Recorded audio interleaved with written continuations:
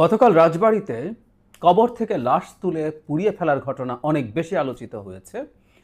সেই কারণে আরেকটা ঘটনার আলোচনা খানিকটা কম হয়েছে, সেটা হলো জাতীয় পার্টি অফিসে গতকালও আবার ভাঙচুর এবং অগ্নিসংযোগ করা হয়েছে। আমরা জানি জাতীয় পার্টিকে নিষিদ্ধ করার জন্য এক ধরনের মুভমেন্ট চলছে। গণ অধিকার পরিষদ প্রাথমিকভাবে সেই মুভমেন্টটা শুরু করেছে এবং সেটা সমর্থন করছে অনেকেই। এনসিপি করছে, জামায়াতে ইসলামী করছে। গতকালই ইনফ্যাক্ট ২৯টা দলের একটা সমাবেশ হয়েছে, সেখান থেকেও জাতীয় পার্টি নিষিদ্ধের আলাপ তোলা হয়েছে। এর মধ্যে বলা বাহুল্য জামায়াতে ইসলামী, এনসিপি, ইসলামী আন্দোলন তারা ছিলেন, সাথে আরও ছোট বাকি দলগুলো মিলে এই আহ্বান জানিয়েছেন। এ পর্যন্ত ঠিক আছে। একটা দল দেশে অপারেট করবে কিনা সেটা নিয়ে কারো না কারো যুক্তি থাকতে পারে, সেই যুক্তি দিয়ে তারা সরকারের কাছে দাবি জানাতে পারেন, আন্দোলন করতে পারেন, তারা চাপ প্রয়োগ করতে পারেন সরকারকে। সরকারের কোনো অফিস ঘেরাও, সরকারের প্রধান উপদেষ্টার কার্যালয় ঘেরাও, বাসভবন ঘেরাও, could be anything. Awami League নিষিদ্ধ করার সময় ঘটনা ঘটেছিল এবং আমরা দেখেছি উপদেষ্টার কার্যালয়ের আশপাশে ১৪৪ ধারা থাকলেও কারো কারো জন্য সেই ধারা ভাঙার সুযোগ আছে। জনাব হাসনাত আবদুল্লাহ সেবার সুর করে চলে যেতে পেরেছিলেন। এবারও তারা যাক, যেহেতু এনসিপিও দাবি করছে হাসনাত আবদুল্লাহ বা এরকম কারো কারোর জন্য এই পথ সম্ভবত খোলা থাকে, তারা আবার যান, গিয়ে চাপ তৈরি করুন। কিন্তু জাতীয় পার্টি কার্যালয়ের ওপরে হামলা বন্ধ করতে হবে এবং সরকারকে আমরা দেখছি এই ব্যাপারে যথেষ্ট কার্যকর পদক্ষেপ নিচ্ছেন না। গতকাল যেটা হয়েছে সেটা হলো, প্রথম আলো রিপোর্টে দেখলাম পুলিশ এবং প্রত্যক্ষদর্শী সূত্র থেকে জানা গেছে ওখানে গণ অধিকার পরিষদেরই মিছিল যাচ্ছিল এবং সেই মিছিল থেকেই হামলা হয়, অগ্নিসংযোগ করা হয়। আমরা খেয়াল করবো এর আগেও জাতীয় পার্টি অফিসকে কেন্দ্র করে গণ অধিকার পরিষদের মুভমেন্ট হয়েছে এবং সেখানের পরবর্তীতে সেখানে না, নিজের অফিসের সামনে জনাব নুরুল হক নূরের উপরে বিভৎস বর্বরচিত হামলা হয়েছে, যে হামলার তীব্র প্রতিবাদ আমরা করেছি, কোনো ইফস অ্যান্ড বাটস ছাড়া। ওটা হতে পারে না। কিন্তু একই সাথে তখনও বলেছি এবং এখনও বলছি, গণ অধিকার পরিষদ বাড়াবাড়ি করছে। এটা ইয়াস, কথাটা আমরা বলবো।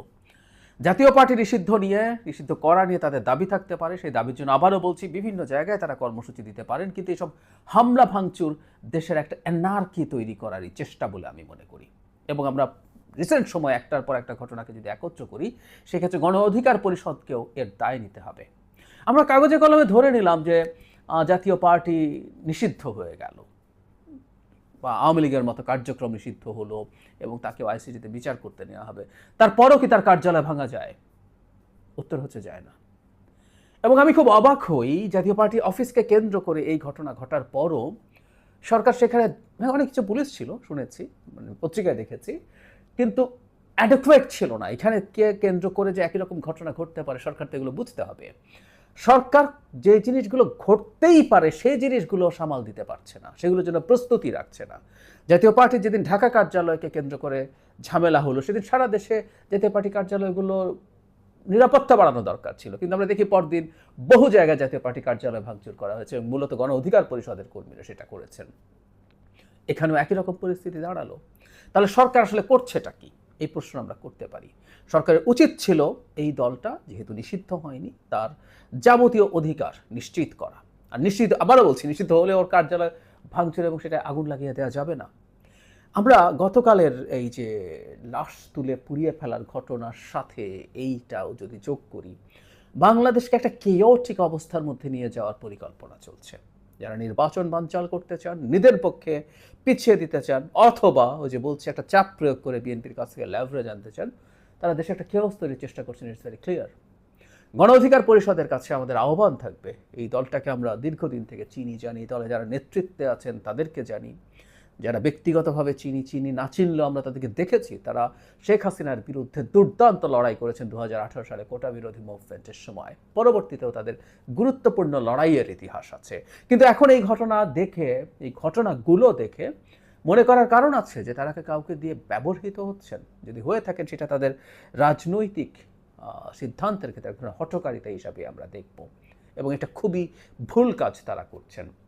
আমি এই দলটার প্রতি আহ্বান জানাবো, তারা এ ধরনের হঠকারী পদক্ষেপ থেকে সরে আসবেন। বাংলাদেশ একটা অ্যানার্কির মধ্যে আছে, বাংলাদেশ সরকার কোনো কিছু ঠিকঠাক মতো ম্যানেজ করতে পারছে না, এই বার্তাগুলো আসলে ভালো না। সরকার করছেও না এবং সরকারকে সেই চাপের মধ্যে আরও বেশি করে ফেলার চেষ্টা হচ্ছে।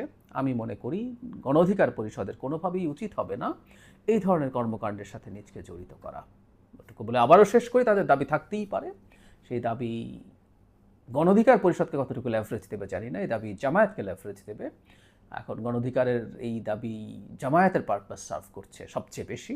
যাই হোক, তারপরও তারা সেভাবে চিন্তা করতে পারেন। ইভেন আমরা দেখলাম জামায়াত একটা বৃহত্তর জোটের চিন্তা করছে, যেখানে তারা বিএনপিকে নেবে না। বিএনপিকে জনাব তাহেরের একটা সাক্ষাৎকার দেখলো প্রথম আলোতে, মানে ব্যাপারটা এরকম যে মানে খুবই গর্বের সাথে বলছেন বিএনপিকে নাকচ করছি। তো ওর মধ্যে সম্ভবত তারা গণ অধিকার পরিষদের সাথে আলাপ করবেন, কারণ তাদের বিভিন্ন সভা সমাবেশে গণ অধিকার পরিষদকে যেতে দেখি, ফাইন, সেটা তাদের সিদ্ধান্ত হতে পারে, পলিটিক্যাল সিদ্ধান্ত, তারা যেটা ভালো মনে করেন। কিন্তু দেশের কোনো এনার্কির সাথে তাদের নাম যুক্ত করা এই দলটার জন্য ভালো হবে না, তাদের উচিত হবে না। বাংলাদেশ যদি একটা কেওসের মধ্যে ঢুকে আনস্টেবল সিচুয়েশন হয় এবং এই সরকার ঝামেলায় পড়ে, নির্বাচন ঝামেলায় পড়ে, তার দায় কোনোভাবেই গণ অধিকার পরিষদ এড়াতে পারে না। কারণ জাতীয় পার্টি নিষিদ্ধ করাকে কেন্দ্র করে যে পরিস্থিতি তৈরি হয়েছে, যে এনার্কি তৈরি হয়েছে, তার দায় মূলত গণ অধিকারকে নিতে হবে। পেছনে যদিও আমরা অনুমান করতে পারি অন্য কেউ আছে, কিন্তু সামনে যেহেতু তারা আছেন, দায় প্রধানত তাদের দিকেই যাবে।